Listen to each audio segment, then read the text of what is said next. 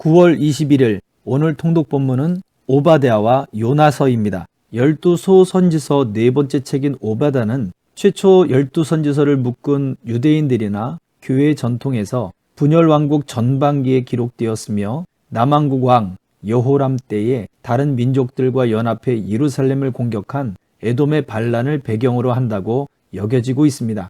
모두 21절로 구성된 오바댜는 구약 성경 가운데 가장 짧은 책입니다. 에돔이 유다에 선전포고를 했고 그 동기에 대한 하나님의 진단과 심판이 선지자를 통해 선포되는 내용입니다. 불의를 모의한 에돔과 주변 민족들은 그들이 쌓아 올린 무게만큼 다시 그들의 머리에 쏟아지게 될 것이라는 경고를 받습니다. 오바댜서에 등장하는 징벌들은 그 대상자들이 자초한 면이 큰 것입니다. 무엇이 에돔의 멸망을 초래했습니까? 경솔함과 교만이었습니다. 교만과 경솔함은 자신들의 땅이 아주 높고 험한 산, 즉 에돔의 도성들이 천혜의 요새와 같다는 장점에서 기인했습니다. 선지자는 에돔의 모습을 통해 우리의 내면을 비추고 있습니다. 교만은 사실이 아닌 거짓 감정입니다. 교만은 모든 감각을 둔하게 만듭니다. 바로 자기 자신입니다. 이처럼 교만은 자기 자신의 장점조차 약점으로 만들어버리는 어두운 힘이 있습니다.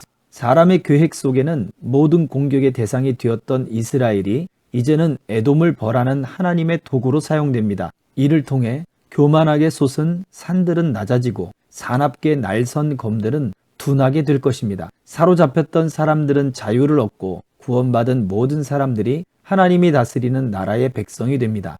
그날에는 모든 나라가 여호와께 속하게 될 것입니다. 이렇게 오바댜는 불의와 모략이 가득한 세상에서 하나님의 판결과 정의를 신뢰하고 그의 통치를 소망하게 하는 공의의 메시지를 선포하고 있는 것입니다.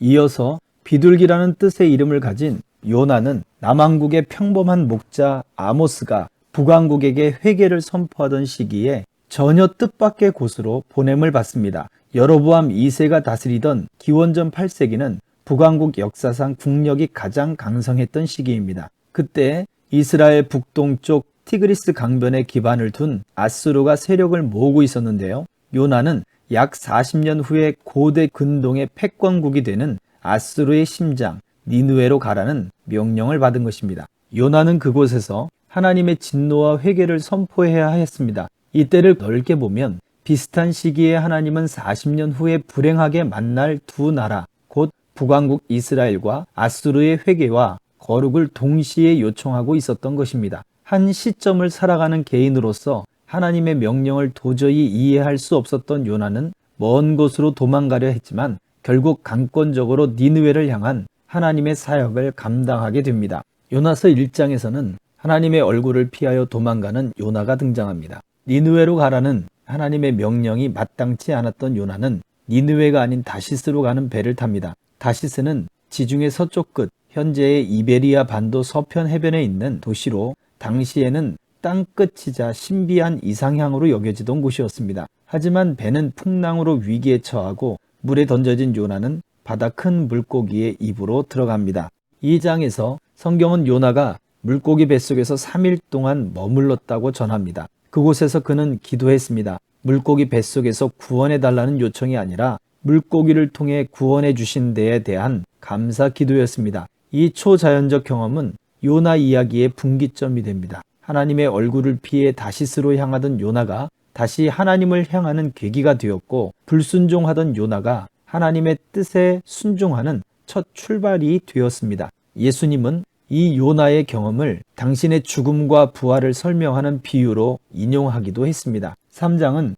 니느웨 성에서 심판을 선포하는 요나의 이야기입니다. 사흘 동안 걸어야 될 만큼 큰 성 니느웨에서 고작 하루를 다니며 하나님의 심판을 외쳤을 뿐인데 사람들이 하나님을 믿기 시작했고 금식하고 회개하기 시작했습니다. 뿐만 아니라 이 소식을 들은 니느웨 왕도 금식하며 심지어 가축과 동물들까지도 금식하라고 선포하며 회개하기에 이릅니다. 하나님은 이것을 보시고 재앙을 내리실 뜻을 돌이키셨습니다. 4장에 등장하는 요나의 이야기는 이러한 하나님을 향하여 불평하고 항의하는 요나에 대한 이야기입니다. 하나님은 요나를 박넝쿨 그늘로 인내와 사랑을 드러내며 교훈하시는 모습을 보여주십니다. 그래서 요나서를 끝까지 다 읽고 나면 우리는 흔히 알고 있는 이방인을 향한 하나님의 긍휼이라는 주제 외에 또 다른 주제가 하나 더 있음을 알게 됩니다. 니느웨 백성과 별반 다르지 않는 요나를 붙들고 있는 하나님의 이야기가 바로 그것입니다. 요나는 불순종하고 조급하고 성내고 경박하고 불평하고 변덕스러웠지만 하나님은 폭풍우와 큰 물고기를 통해 다루셨고 식물과 벌레와 사람의 생명을 주관하는 분으로 묘사됩니다. 요나는 요동하지만 하나님은 끝까지 인내하고 악한 백성조차 아끼는 모습으로 이야기의 중심을 붙잡고 있습니다. 그래서 요나서는 역설적이게도 요나의 이야기가 아닌 하나님의 이야기입니다. 요나서는 하나님이 단지 우리만의 하나님이 아니라 그들에게도 한없는 긍휼을 베푸시는 하나님임을 보여주고 우리의 눈을 이 시대의 이방인들을 향하도록 인도합니다. 요나 이야기 속에 등장하는 인물들 중에 지금 우리의 모습이 요나인지 니느웨 백성인지 선지자인지 선원인지 한 번 더 고민하게 만듭니다. 요나 이야기 속에 등장하는 하나님의 이야기처럼 하나님은 오늘도 우리가 요나 같은 삶을 산다 할지라도